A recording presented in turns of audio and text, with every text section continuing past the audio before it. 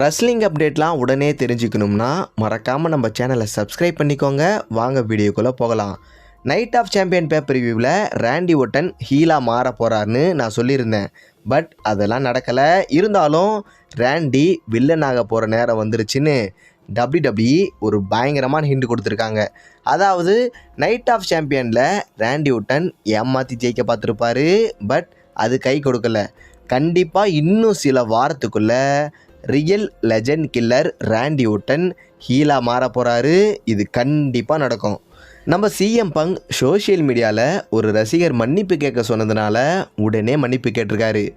But அப்படி மன்னிப்பு கேட்க சொன்ன ஃபேன்ஸ் WWE செட்டப் பண்ண ஒரு ஃபேக் ரசிகர்.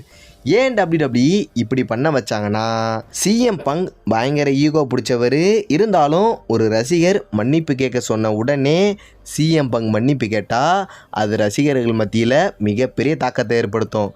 இதனால சிஎம் பங்க்கு மிகப்பெரிய ரசிகர் பட்டாளம் உருவாகும். அதை வச்சு அதிக அளவில் கல்லா கட்டலான்னு WWE பிளான் பண்ணி தான் இப்படி பண்ண வச்சுருக்காங்க.